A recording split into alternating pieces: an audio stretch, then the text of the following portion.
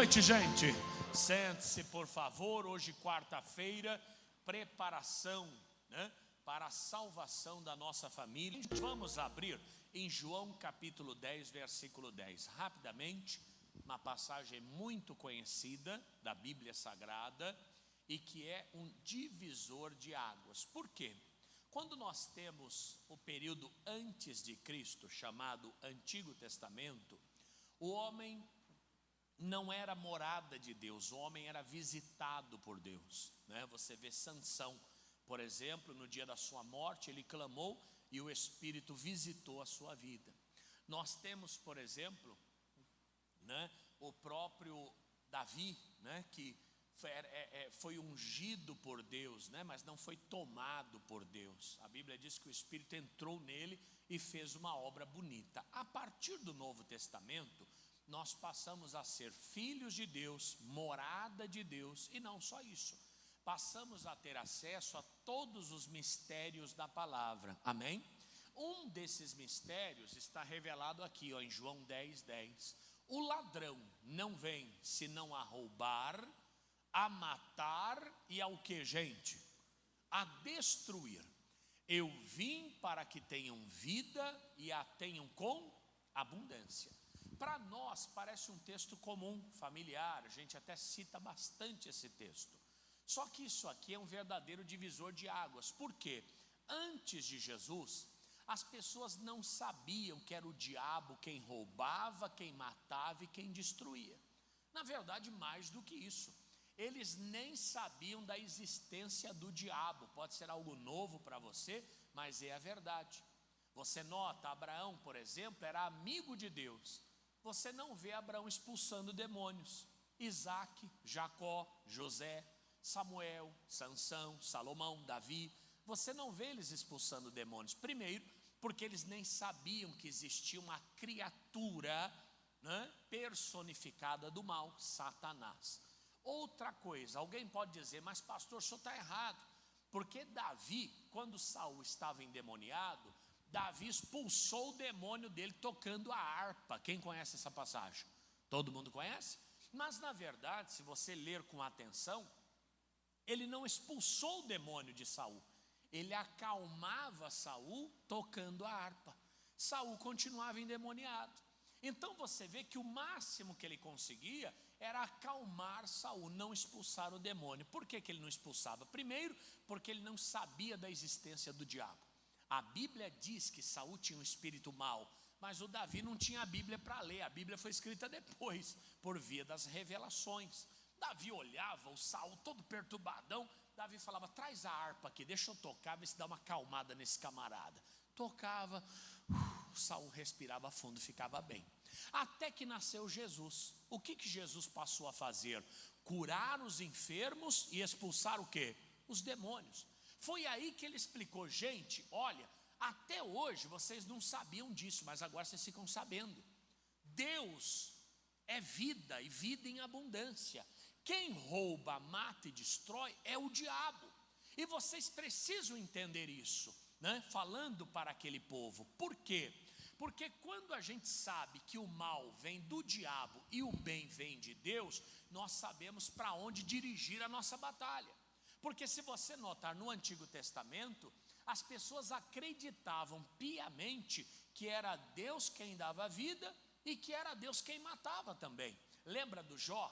Deus me deu, Deus tomou, bendito seja o nome do Senhor. Gente, Deus não tomou nada dele. Quem foi que tomou tudo dele? Foi o diabo. Deus não, pelo contrário, O diabo queria até matá-lo. Deus falou, não, nele você não toca, na vida dele não. Você pode tocar nisso, nisso e nisso, mas nele não. Ele acreditava que era o Senhor que estava tocando na vida dele, na casa dele, nos bens dele. Nada disso, sempre foi o diabo. Mas no Antigo Testamento eles não sabiam exatamente. Hoje nós estamos numa situação diferente. Os mistérios do reino foram revelados, diga amém. E dentre os mistérios revelados, nós descobrimos que Deus dá a vida e quem mata é o diabo. Entendemos isso? Amém, gente? Então hoje a Deus nós adoramos e ao diabo nós pisamos na cabeça dele. Diga com fé em nome de Jesus. Agora não podemos desprezar uma coisa: ele rouba, mata e destrói. O quê? Roubar deve ser dinheiro, matar deve ser pessoas, destruir deve ser bens, propriedades. Não só. O diabo rouba qualquer coisa, da paz à felicidade, do dinheiro à autoestima, da família ao casamento. Ele rouba tudo que ele puder. E ele mata o quê? Tudo que ele puder também. Sonhos, projetos, propósitos, ministério, obra, fidelidade. E o que é que ele destrói? De pessoas a animais, de cidades a países, de ministérios a pregadores. Tudo que ele puder, ele rouba, ele mata e ele o quê? Ele destrói. Hoje nós já saímos daqui maiores. Por quê? Porque nós já aprendemos que todo mal vem do diabo, não de Deus. Ai, Deus quer que isso aconteça comigo. Ai, Deus, por que eu estou sofrendo? Não pergunte a Deus, não. Repreenda o diabo, expulse o diabo, resista ao diabo, até nas mínimas coisas. O problema é que quando a gente não tem a revelação da palavra, a gente não sabe nem como lutar. Se você notar, desculpe, não falando mal da igreja de ninguém, mas tem igreja que ainda hoje acredita que é Deus quem dá vida e é Deus quem mata. Vocês já viram revelações desse tipo? Olha, Deus manda te dizer que Ele vai te colocar no leito. Deus manda dizer que está saindo um caixão da tua casa. Não, meu irmão, pelo amor de Deus. No Novo Testamento ninguém pode acreditar mais nisso, porque nós fomos revelados com esta palavra. O diabo vem para roubar, matar e destruir, e acabou. E a partir de hoje eu não aceito mais nenhum mal na minha vida, porque toda boa dádiva vem de Deus. Diga, eu recebo esta palavra. Agora é claro, tem que ter a revelação da palavra e tem que ter o conhecimento por via do Espírito Santo. Mateus capítulo 8, versículo 23. Vamos lá? Mateus capítulo 8, versículo 23. Nós vamos ler um texto que nós estamos muito familiarizados, mas às vezes passamos por ele sem dar a devida atenção. Vamos começar pelo começo. E entrando ele no barco, os seus discípulos o quê? O seguiram. Aqui nós temos o primeiro ensinamento. O discípulo ele segue, ele não questiona, ele segue. Se é para ir ele vai, se é para ficar ele fica, se é para fazer ele faz, e se não é para fazer ele não faz. Lembrando que o diabo também rouba, mata e destrói aquele que diz que é discípulo, mas não age como. Por exemplo, olha, eu quero que você leve esse papelzinho e traga escrito um nome para nós levarmos ao monte. A pessoa fala assim, não, eu não preciso levar papel não, o nome já está no meu coração. Não tem gente que é assim? Ele cria a sua própria doutrina, né? Ele é pastor da sua própria igreja. Essa pessoa está sendo roubada. Por quê? Eu vou te explicar. Ainda que ela não tenha premeditado isso, ainda que ela não tenha sido maldosa. Lembra daquela passagem do Naamã que estava leproso e queria ser o que, gente? Curado. Lembra daquela passagem? O Naamã viajou da Síria até Israel. A Síria é vizinha de Israel até hoje, né? Nada mudou. Ele chega na casa do profeta, do Eliseu, e o Eliseu nem o atende. Olha aqui para o pastor. Isso, esses dias, há um tempo atrás, uma senhora falou para mim, falou, pastor, o meu marido estava com insônia, ele não dorme à noite. Eu falei, mãe, então ele foi curado, que é só ele entrar no meu culto, ele dorme, a insônia dele acabou. Ele falou, não pastor, ele não dorme a noite inteira. Eu falei, então leva ele para dormir comigo, que o problema resolve. Porque eu vou falar, o camarada entrava, sentava na cadeira, já dormia, e isso porque ele sofria de insônia. Então quer dizer, eu tenho a unção da cura da insônia, receba, que é o lugar bom para dormir é a igreja, né gente? Mas voltando para cá, né? O Naamã, ele precisava da cura, ele viaja as estradas, complicadíssimas, não tinha asfalto, não tinha calçamento, não tinha ônibus, não tinha avião, não tinha trem, nem táxi, nem Uber, tinha que ir de cavalo, jumento ou a pé. Ele atravessa todo aquele deserto, o profeta fala para ele, manda recado, olha, diz para ele mergulhar 7 vezes no Jordão. O que o Naamã fala, você lembra? Você lembra o que ele fala? Não, os rios da Síria são melhores do que esse.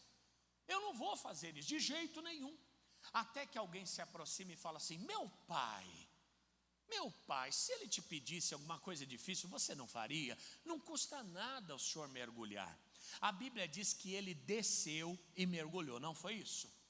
Pergunto aos senhores, se ele tivesse voltado para sua casa sem mergulhar, como é que ele teria voltado? Leproso. Lembrando vocês que o rio Jordão, onde o Naamã mergulhou, foi o mesmo rio que Jesus se batizou algumas centenas de anos à frente. Então o Naamã, ele achava que o Jordão não era para ele, mas foi nesse mesmo rio que Jesus batizou. Naamã não era maior do que Jesus, sim ou não? Mas o diabo queria o que na vida dele? Roubá-lo. O diabo queria que, além de ter perdido o tempo de ir até Israel, ele voltasse para sua casa com a mesma doença que ele saiu. O diabo quer que você faça tudo, menos o que está sendo pedido. Ah, é para levar rosa? Não, não preciso não, dá rosa para quem precisa. Ah, é para passar na porta? É para tomar o pão e o suco de uva? Não, só vou tomar o suco. É para beber a água? Não seja roubado. E o diabo, irmão, ele é um ser inteligentíssimo. Alguém já ouviu e lembra, claro, aquela música do Raul Seixas que dizia assim, ó, eu nasci. Tem gente que não cantou por medo, por timidez, porque ninguém aqui nasceu falando em línguas, né? Ninguém aqui nasceu na Assembleia de Deus falando em línguas, todo mundo conhece. Eu nasci há 10.000 anos atrás e não tem nada nesse mundo. Sabe de quem é esta canção, ou quem é o interlocutor dessa canção? É o diabo. Porque foi o único ser que nasceu há 10.000 anos atrás, segundo ele, e ainda está vivo para contar todas essas histórias. Não, pastor, o diabo não. Quem está vivo esse período todo é Deus. Não, Deus nunca nasceu. Deus não foi criado. Deus sempre existiu. O único que foi criado, que nasceu, aspas, e viu tudo isso, Maomé, as bruxas pegando fogo, ele não narra toda a história da humanidade, ele está falando de Satanás, irmãos, é como fosse o próprio Satanás. Irmãos, o diabo é uma mistura de maldade com atraso e pitada de psicopatia. Alguém lembra quando o ministro do STF falou isso para o outro? Aquele tempo era bom, quando eles brigavam. Hoje que eles estão se entendendo é que nós estamos lascados, né? Mas voltando para cá, Satanás, ele conhece o mundo espiritual e ele conhece o mundo físico, humano. Ele conhece a pessoa de Deus e ele conhece a maldade. Juntado a isso, ele conhece toda a escritura sagrada e ele tem experiência de milhares de anos. Meu amigo, um camarada desse se aperfeiçoa naquilo que faz. Então um motorista de 40 anos dirige muito bem, 40 anos que dirige muito bem, 50 anos, um médico experiente, nossa, ele opera alguém de olho fechado. Imagina o diabo, que há milhares de anos ele rouba, mata e destrói. Ele sabe fazer isso como ninguém. Ninguém tem a experiência que ele tem. Naamã, ele achava que era uma questão de se submeter ou não, mas na verdade não era. Naamã estava perdendo a grande oportunidade da vida dele. Discípulo de Jesus, não perca as suas oportunidades. Discípulo de Jesus, não seja enganado pelo diabo. Palavra de Deus não pode se perder na sua vida. Palavra de profecia, promessa do Senhor não podem se perder em você. Diga amém. Guarda o teu coração, não deixa nada te contaminar. Você vê que os discípulos, eles o seguiram e acabou. Mas o senhor não acha melhor ir para lá? O senhor não acha melhor ir para cá? Não, eles entraram e foram. Olha o que diz o verso 23, na mais estrita obediência. E eis que No mar se levantou uma tempestade tão grande que o barco era o quê? Coberto pelas ondas. Você fala, pastor, eles foram para esse lugar seguindo Jesus. Não há nada de rebeldia aqui, desobediência. Aqui é a mais pura obediência. E ainda assim, no caminho que se levanta? Uma grande tempestade. É normal, pastor? Extremamente normal. Por quê? Porque há dois tipos de tempestade. Pode anotar aí a esposa do Getúlio Vargas. Há dois tipos de tempestades. A primeira é a tempestade provocada pelo pecado. Lembra da tempestade de Jonas? Era para ir para Nínive. Foi para onde? Para Tarsis. No meio do caminho levantou uma tempestade tão grande que o barco quase afundou. Quando foi que a tempestade parou? Quando ele se lançou no mar. O mar é a palavra de Deus, é a grande concentração de águas. O pecado, ele produz tempestade. E a tempestade que o diabo produz não pode ser repreendida. Porque a causa dela não é o diabo, a causa dela é a desobediência. Se eu sou chamado para ir para Nínive e vou para Tarsis, a tempestade vai vir e só existe uma maneira de eu me livrar dela. Como? Me livrando do pecado, me lançando na palavra. Foi o que Jonas fez. Me joga com mal e tudo e a tempestade vai acabar. Blum, caiu dentro do mar, a tempestade passou. Quem está no pecado não adianta repreender o pecado. Não adianta repreender o diabo. Nós não temos força para isso. Eu lembro da história de um amigo pastor dirigindo sem o cinto de segurança. O cinto de segurança jogado aqui por cima. E ele parou numa blitz. E o guarda de trânsito pegou o cinto e foi puxando assim. Percebeu que estava frouxo? E falou, o que é isso aqui? É o cinto. Puxou quando eu estava solto.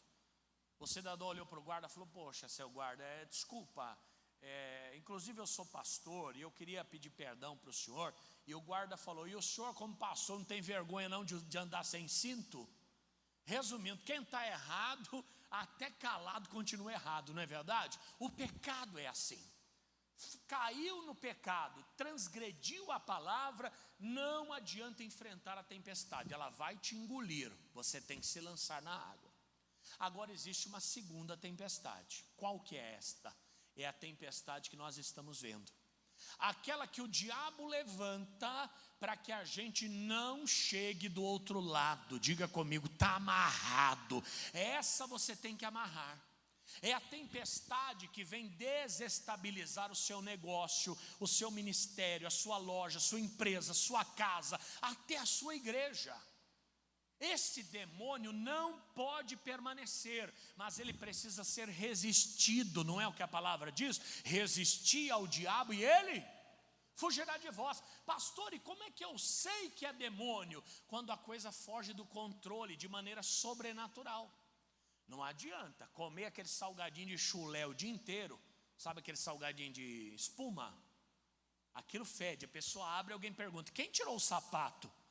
Não, é alguém que abriu o salgadinho. Chega no final do dia, uma dor de estômago tremenda. Ô demônio! Não, é o demônio do salgadinho, né? Porque aquilo é química pura, aquilo é sal puro, aquilo é tudo que não presta. Não adianta. Se não se alimentar bem, vai ter problemas de saúde. Não adianta mandar o demônio embora. Você pega uma Scania, levanta o motor, depois de 500 km de distância, joga um balde de água fria em cima do motor, o que vai acontecer? Ele vai trincar o bloco do motor. É uma Scania, né? É um caminhão de alta durabilidade, mas ele não resiste à água fria enquanto está quente, claro. É o nosso caso. Pessoa toma banho, abre geladeira, dorme com o ar-condicionado ligado a noite toda, acorda de manhã, parece que está na pedra do ML, dura em cima da cama. Pneumonia do inferno. Não, é o ar-condicionado em cima de você. Ventilador também faz isso. A pessoa coloca ventilador na cara, daqui a pouco acorda sem o nariz. Resumindo, esse tipo de tempestade não dá para repreender. Mas você fala, pastor, estou fazendo tudo direito. Cada hora é uma coisa. Pastor, fura o cano, queima um fio, é barulho na minha casa, é correria no meu telhado, é demônio, meu irmão, porque foge do natural. Amém, gente? Essa tempestade fugiu do natural, e eu vou te explicar. O mar da Galileia, na verdade, não é um mar. O mar da Galileia é uma grande represa que nasce lá no Monte Hermon. No inverno, o Monte Hermon ele congela. No verão, ele descongela por causa do calor. Essa água vem descendo, cruza a nação de Israel, é o chamado Rio Jordão, e depois ele passa pelo Mar da Galileia e ele é represado lá no Mar Morto. É a única fonte de água doce de Israel. Nasce lá no Monte Hermon, vira Rio Jordão, torna-se no Mar da Galileia e termina como Mar Morto. Alguém já foi aqui em Barra Bonita? Não tem o lago ali da represa, do Rio Tietê, não é? Não tem um lago represado? Você multiplica aquilo por 10, é o Mar da Galileia. É grande, mas é o tipo de mar para ter ondas que cobrem o barco? Não, tem alguma coisa errada. Só pode ter uma ação do diabo. No Antigo Testamento, eles não iam conseguir identificar isso, mas no Novo Testamento a gente já pode. Porque se Jesus estava cumprindo a missão de Deus, se os discípulos estavam na obediência, por qual motivo aquilo aconteceu? Porque o diabo queria impedi-los de chegar. Talvez você diz, pastor, para chegar aqui hoje foi luta. Normal, o diabo não quer que você esteja aqui. Pastor, vou falar, domingo é uma batalha. Olha, é uma coisa, coloca o celular para despertar, o celular não toca. Eu não tive um compromisso uma vez e o celular resolveu atualizar durante a madrugada. Eu dormindo, coloquei o relógio, primeiro eu coloquei o relógio para despertar, depois eu dormi. Coloquei o relógio para despertar, deixei o celular carregando. Automaticamente ele baixou uma atualização e atualizou e desligou. Eu perdi o horário do compromisso. Você fala, diabo, que está amarrado em nome de Jesus, mas são coisas para tirar a nossa bênção. Quem está entendendo? Você fala, pastor, eu e meu marido, a gente não consegue viver bem no mesmo espaço. Não tem jeito, parece que não se combina, parece gato e rato. Lembra o desenho do Tom e Jerry? Se foge da normalidade, tem demônio agindo. Eu lembro de uma senhora, obreira da igreja, a filha dela e o genro viviam muito bem, até que começaram um quebra-pau tremendo dentro de casa, aquele negócio feio, falaram até em separar. Essa senhora um dia falou, filha, eu estou sentindo que tem alguma coisa errada aqui dentro da tua casa. Obreira de Deus, em comunhão com o Espírito Santo. Ela falou, você deixa eu dar uma olhada no teu guarda-roupa? Ela disse, deixo. E a mãe começou a abrir as portas do guarda-roupa. Daqui a pouco ela achou um sabonete enrolado num sachê. E ela falou, o que é isso aqui? Não, mãe, isso aqui foi o meu marido, fulano de tal, que ganhou lá no trabalho de uma moça. Gosta muito dele, amiga dele, ganhou. E ela falou, você deixa eu abrir isso aqui para ver o que tem dentro? E abriu. Até a princípio era um sabonete, era um cheirinho, né, que eles falam. Quando abriu, tinha o nome da mulher lá do trabalho e do genro dela amarrado dentro daquele negócio. A mulher no trabalho fez um voodoo, sei lá que desgraça que é aquela, um trabalho da Shopee, entregou para ele, olha, um presentinho que eu te dei, uma lembrança, isso aqui é para perfumar suas roupas. O cara foi e colocou dentro do guarda-roupa de casa. Era uma macumba que a mulher tinha feito para separar o casal. E não é que eles estavam brigando, quase se separando? E se não tem uma pessoa de Deus para acalmar essa tempestade? Essa pessoa é você, que está aqui hoje, buscando as armas do Espírito Santo. Diga amém. Buscando a direção do Espírito. Essa tempestade não tem explicação. A pessoa fala, pastor, eu tenho uma dor, no exame não dá nada. Amigo, você tem que mandar esse mal embora. O que a ciência não explica é demônio, é espiritual. Ou tem explicação científica, ou tem explicação espiritual. E tem coisa que a ciência não explica. Há muitos anos atrás tinha uma moça que passou por um processo de libertação numa igreja. No corpo dela expeliam agulhas. Não sei se você lembra, chegou até aí no Silvio Santos, os programas todos aí. Do nada, pegava assim um alicate e tirava a agulha do corpo da moça. É macumba, meu irmão. É macumba, é trabalho feito, é coisa mandada. Então nós que somos de Deus, o que a gente tem que ter? Primeiro, o conhecimento que o bem vem de Deus e o mal vem de quem? Vem do diabo. Segunda coisa, nós somos discípulos, prestar atenção no que o mestre está falando. Terceira coisa, observe se a tempestade que se levantou é por conta de pecado ou erro. Não é verdade? O camarada ganha 1.800, gasta no cartão 2.500, depois ele quer repreender o demônio. Não vai dar, não funciona, né? Tem que pagar a fatura, não dá para repreender a fatura. Queima, queima, e põe fogo na fatura do cartão. Não funciona, né? Não dá certo. Ou se o que está acontecendo foge do normal. Pessoa, todo lugar que ela trabalha, ela não dura 3 meses, 4 meses, é demitida. Tudo dá errado. Pessoa cai de costa, quebra o nariz. O pão com manteiga cai sempre com manteiga para baixo. É demônio, irmão. A pessoa fala, eu estou com uma falta de sorte. Não existe falta de sorte. O que existe é a bênção de Deus. E ela tem que prevalecer na nossa vida. Levanta a mão direita, diga, eu sou abençoado. E quem é abençoado tem que vencer. Todas as coisas cooperam para o bem daqueles que amam a Deus, sim ou não? Mas a gente sempre interpreta isso de maneira negativa. Camarada quebra o dedão. E meu irmão, você quebrou o dedão. Mas tudo coopera para o bem daqueles que amam. Não, irmão.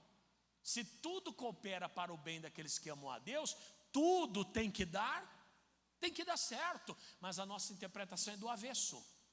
É que nem a palavra bênção, né? Como é que está teu marido? Uma bênção. Você já imagina o rolo que é. E o teu filho, como é que está? Está uma bênção. Está preso. Não, as palavras elas têm que ser precisas. Se a Bíblia diz que tudo coopera para o bem daqueles que amam a Deus, tudo na sua vida tem que dar certo. Pastor, mas e as lutas, elas não existem? Sim, mas como que as lutas têm que terminar? Com vitória. Se você tem luta e derrota, luta e derrota, luta e derrota, está fora do alcance de Deus. Tem alguma coisa errada acontecendo. Se você notar, o povo de Israel enfrentou muitas guerras, sim ou não? Mas quantas eles perderam? Nenhuma, exceto quando estavam em pecado. Aí não tem jeito. Aí o pecado entra, o diabo vem com tudo. Agora, sempre que Israel estava com Deus, eles venceram a luta. Se nós não temos vencido, ou é pecado, creio que não seja, ou é uma força do diabo, que nós não estamos resistindo e ela está vindo contra nós. Continue aqui, olha só. E o barco era coberto pelas ondas, do 25, vamos lá. Ele, porém, estava o quê? Estava dormindo. Aqui está um dos problemas. Aqui nós temos o próprio Cristo dormindo. Mas muitas vezes esse dormindo é a nossa fé, que está adormecida. Nos últimos tempos, a nossa vida tem ficado muito confortável. A nossa vida tem ficado cômoda, não é? Eu lembro quando menina, não sou tão antigo assim, só mais ou menos. Mas eu não tinha sapato para ir à escola. Minha mãe arrumava lá um sapato 39 e falava, coloca aí. Mas mãe, não cabe, pé de pobre não tem número. Vira atrás, põe sabão, enche de feijão, faz qualquer negócio. Quantas vezes eu fui com sapato de chinelo, como fosse chinelo. Aí vem um infeliz, puf, chuta seu sapato para lá embaixo. Camisa com a gola daquelas, tipo camisa de palhaço, larga. Tudo arrebentado na vida. Depois com 18 anos eu fui fazer um curso de enfermagem. E eu só tinha dinheiro para fazer o curso. E lá tinha uma fome tremenda, porque eu trabalhava de dia, estudava de noite. E se eu comesse lá, eu não conseguia pagar a mensalidade. Aí eu comprava aquela geleia, metade amarela, metade vermelha. Aqui tem essa geleia, uma geleia gelada, né? Metade vermelha, metade amarela. Aqui quem inventou foi o diabo, irmão. Mas era aquilo que matava a minha fome.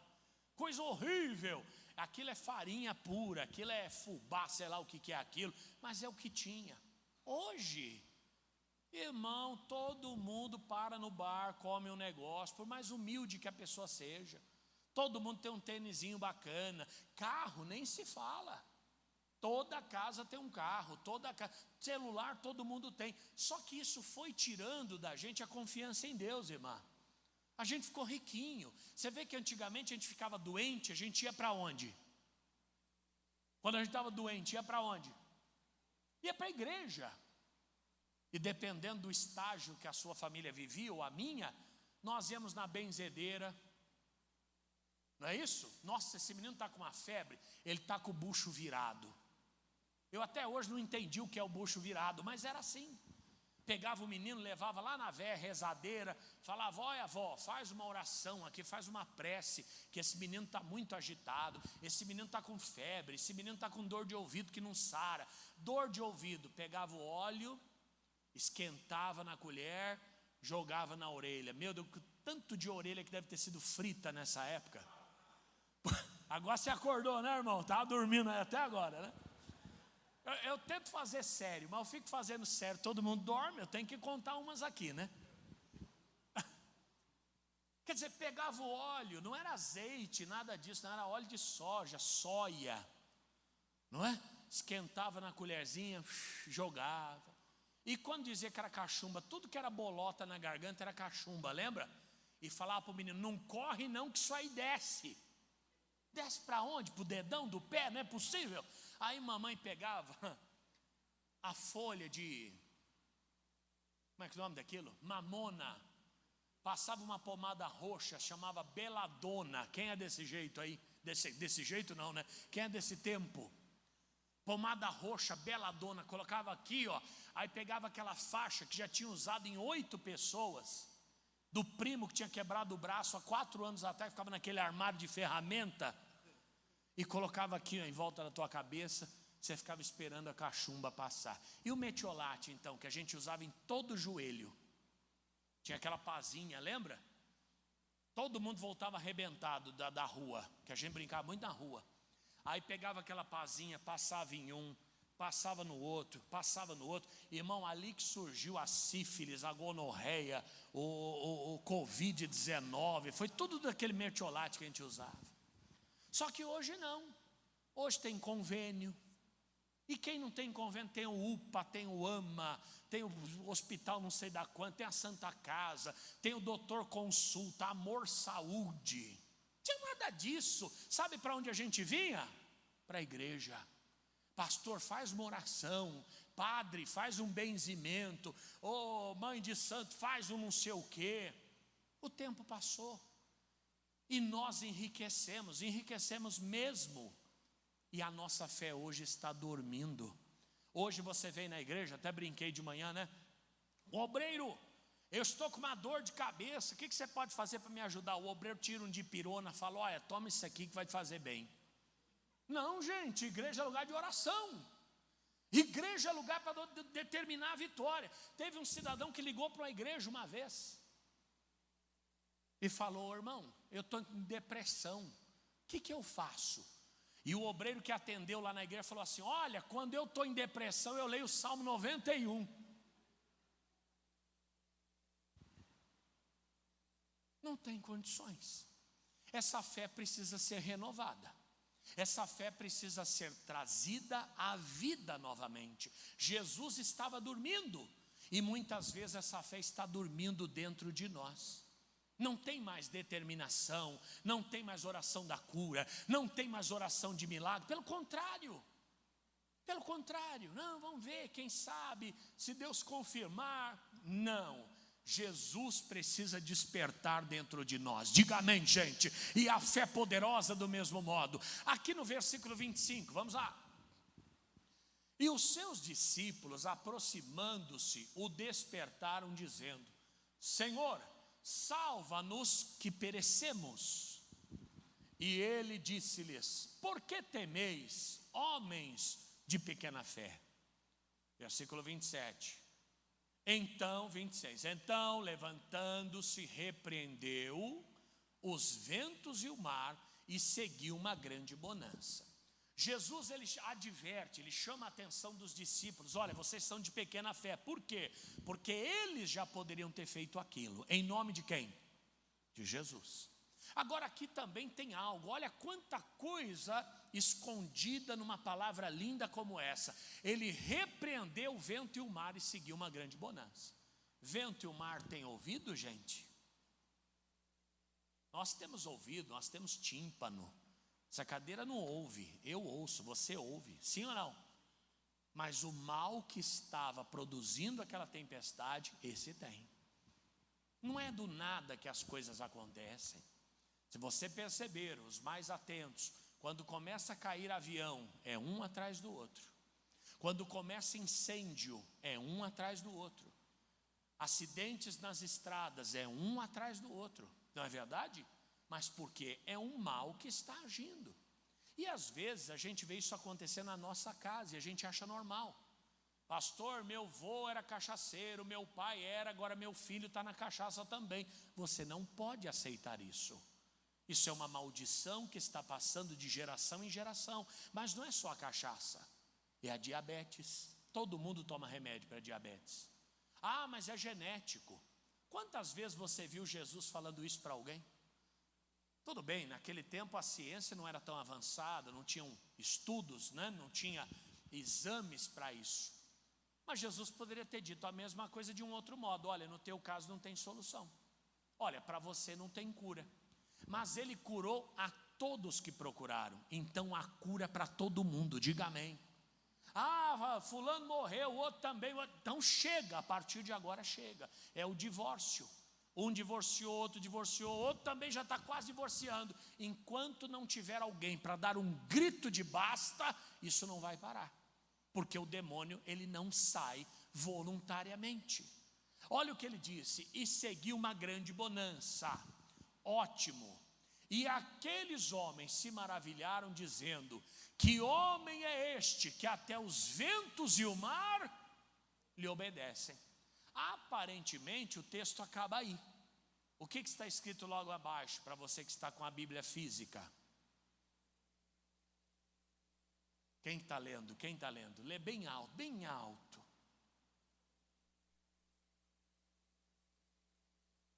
Exato. Quem é este que até os ventos e o mar lhe obedecem? Logo em seguida, um subtítulo: os endemoniados gadarenos. Só que esse subtítulo, ele não faz parte das letras sagradas. Esse subtítulo foi colocado pelo homem, assim como os capítulos e os versículos. A Bíblia não tinha capítulo nem versículo.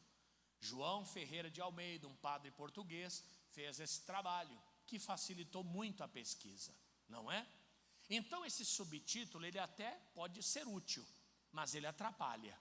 Por quê? Porque a impressão que a gente tem é que o texto de cima não tem nada a ver com o texto de baixo. Nós já falamos da tempestade, agora nós vamos falar dos endemoniados gadarenos. Não, é o mesmo texto, gente. Olha o que diz o próximo verso, 28. Olha o inimigo querendo atrapalhar, está vendo? Olha lá: e tendo chegado à outra margem, à província dos gadarenos, saíram-lhe ao encontro 2 endemoniados vindo dos sepulcros. Tão ferozes eram que ninguém podia passar por aquele caminho. Vocês começaram a notar alguma coisa ou não? Jesus vinha, no meio do caminho, o que se levantou? Uma tempestade. A tempestade era para impedi-lo de quê? Chegar do outro lado. Quando ele chega do outro lado, quem que ele encontra? Os endemoniados, que eram tão ferozes que ninguém podia passar por ali. Na nossa cultura brasileira, misturada com a africana e tudo mais, como chama-se esse demônio? Que não deixa ninguém passar? Tranca a rua, exatamente. Amigos, aquela tempestade que tentou impedir Jesus de chegar do outro lado, ela foi provocada exatamente por esses demônios que estavam naquele homem. Porque a Bíblia mesmo denuncia, eles eram tão ferozes que ninguém podia passar por ali. Amigo, o que eu quero dizer a você: quando você tem um plano, uma missão, um objetivo, uma meta, e do nada, de forma sobrenatural, há impedimento, há barreira, há tentativa de te parar, você precisa resistir. Diga amém, diga: eu preciso resistir. Nós perdemos muita bênção, muitas bênçãos, porque a gente fica até na dúvida se é Deus ou não. Nossa, eu ia fazer tal coisa, mas não deu certo. Deus sabe de todas as coisas. É verdade, Deus sabe e está te revelando aqui nesta noite. Eu tenho que fechar um negócio, só falta uma assinatura. Então o diabo vai ter que tirar a mão desse documento. Eu estou comprando uma casa, mas o gerente não quer liberar. Satanás, sai do coração daquele homem, em nome de quem? Eu lembro de um apartamento. Quem conhece São Paulo aqui?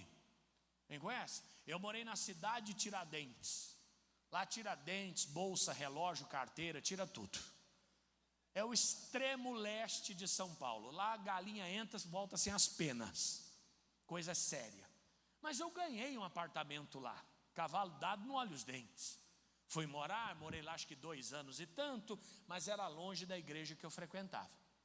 Um dia a Lívia falou para mim, Fatioli, vamos ver um apartamento para a gente comprar lá em São Miguel Paulista, que já é outra história, é um bairro humilde, mas já não é Tiradentes, já é outra história. Eu falei para ela, Lívia, o que a gente vai fazer lá? Eu não tenho dinheiro, você também não, a gente vai lá para quê? Ela falou, não custa nada a gente olhar não paga. E eu não sei o que mulher faz, que a gente dorme dizendo não e acorda falando sim. Mulher faz um trabalho espiritual de oração que muda a mente de qualquer homem, não sei porquê. Acordei no outro dia, falei, Lívia, vamos lá onde? Você não queria ir lá ver o apartamento? Porque a mulher também é assim, né? Vamos. Fala, não vou. Quando você fala vamos, ela fala aonde? Ué, aonde? Onde você estava falando? E nós fomos. Andamos com uma corretora pelo bairro inteiro. Visitamos um apartamento, outro. Até que ela percebeu que a gente não tinha dinheiro para comprar nada. Ela abandonou a gente no meio do caminho. E ela falou para nós, olha, tem mais 1 ou 2 para ver. Eu não tenho mais tempo, eu tenho um compromisso. Mas se vocês quiserem ir lá, eu aviso e a pessoa te recebe. Falei, não, pode deixar que a gente vai, já estamos aqui. Chegamos no endereço, tocamos a campainha, a mulher abriu. E a senhora que abriu, a moça que abriu, uma jovem senhora, estava só de toalha. Eu olhei aquilo, falei, Satanás, eu e a Lívia. Falei, o demônio está aqui. Na hora ela olhou e falou, oi, tudo bem? Falei, olha, eu queria ver o seu apartamento, parece que está para venda. Sim, deixa eu só colocar uma roupa, já volto. Pensei comigo, por favor, né? Ela foi lá dentro, se arrumou e voltou. O senhor quer ver o apartamento? Falei, claro, entrou comigo, foi aqui, foi ali, foi num cômodo, foi em outro, assim foi. Daqui a pouco eu falei, tá, e quanto é que a senhora está pedindo? Nós estamos pedindo 15 mil. Falei, olha, 15 mil eu não tenho. Na época 15 mil era muito dinheiro. 15 mil eu não tenho, mas eu tenho um apartamento na cidade de Tiradentes. Se a senhora quiser fazer uma troca, a gente faz, paga uma diferença, vamos ver como é que dá. Ela falou, faz o seguinte, deixa o teu telefone, o meu marido vai chegar à noite, e se houver interesse ele te liga. Falei, tá bom. Quando foi no outro dia, 7 da manhã, o telefone tocou. Eu atendi, quem era? O marido da mulher. Senhor Fatioli, tudo bem? O senhor esteve aqui em casa? O senhor tem interesse no nosso apartamento? Falei, olha, interesse eu até tenho. Quase que eu falei, foi minha mulher doida, que não tem o que fazer, foi aí, mas não falei. Falei, olha, interesse eu até tenho. Ele falou, tá, mas como é que você quer fazer? Falei, olha, eu tenho um apartamento em tal lugar, eu te dou, e eu te ofereço mais 2 mil. Ele queria 15, o meu valia 10, eu ofereci o meu mais 2. Ele falou, 2 mil não dá. Falei, olha, é o que eu tenho. Ele falou, tá bom, 2 mil eu aceito. Falei, tá, só que eu vou ter que pagar em 10 prestações de 200. Primeiro você faz assim, você primeiro faz a oferta, quando o cara aceitar, você pede para parcelar. Quanto é essa cadeira? 1.000, você pergunta à vista. Ele fala, à vista, 750. Você fala, faz 10,75. É assim que faz negócio. Eu quero descendente de Abraão, irmão. Aqui é descendente de judeu. Faz 10,75. Falei, olha, 2 mil eu não tenho. O senhor pode fazer 10 de 200? Ele falou, está fechado. Falei, beleza. Você tem algum lugar para fazer o contrato? Tenho. Me passa seus dados que eu vou fazer. A gente se encontra no cartório amanhã. Tá ok. Quando foi de manhã, acordei cedo. Falei, vou lá no cartório, vou pegar minha casa. Agora minha vida vai mudar. O cara me liga. Falou, seu Fatioli, tudo bem? Falei, tudo bem, pois não. É o fulano aqui do apartamento. Falei, legal. Eu estou pensando, acho que eu não vou vender mais não. Irmão, me entrou uma ira de Deus tão grande no coração. Falei, está amarrado Satanás em nome de Jesus. Acho que o homem até caiu do outro lado. Pum! Fez um silêncio. Daqui a pouco ele falou, o que está acontecendo, irmão? Até me chamou de irmão, ele não era crente não. Está acontecendo, irmão? Falei, o diabo não vai tirar minha bênção não, rapaz, já está determinada a minha vitória. Ele parou e falou assim, eu vou vender para você. Quer dizer, o diabo entrou, irmão. O diabo entrou na negociação, o diabo queria tirar aquela minha bênção. E no fim, o que aconteceu? Eu acabei comprando aquele apartamento, o apartamento ficou meu. A vitória chegou. Mas quantas vezes você está no meio de uma negociação e o cliente muda, fecha a cara. Não, pensando bem, amanhã eu te dou a resposta. Ah, já era. Amanhã não existe, irmão, tem que ser agora. Quem está entendendo? Tem que ser agora. Você vai no médico, o médico fala, não estou descobrindo, não sei. Repreende esse demônio que está se escondendo, porque a doença tem que aparecer. Às vezes a pessoa precisa de um tratamento, mas não sabe qual tratamento. Amigo, de um jeito ou de outro, esse mal vai ter que sair, eu digo em nome de Jesus. E é claro que hoje, sendo o culto da família, talvez seja com a nossa família que isso tenha acontecido. Você fala, pastor, meu filho já está no 3º casamento. Minha filha não consegue concluir a faculdade. O meu irmão já perdeu carro, casa, já perdeu tudo. Tem pessoas que já faliram 2, 3, 4 vezes. É demônio e tem que ser resistido. Em nome de quem? De Jesus. O mundo espiritual é tão visível, irmão. Só que o mundo espiritual só enxerga quem? Quem pode. Se você notar, de uma cidade para outra já tem uma diferença muito grande. Aqui, as cidades são afastadas, né? Tem uma ou outra pertinho, mas é 10 quilômetros, 15 quilômetros, 20, 50, 100 quilômetros. Em São Paulo não, as cidades se misturam. Então às vezes é uma rua que faz a divisa. Quem mora do lado de cá, mora em Poá. Quem mora do outro lado da rua, mora em Ferraz de Vasconcelos. Irmão, você atravessa a rua, você percebe a diferença da cidade.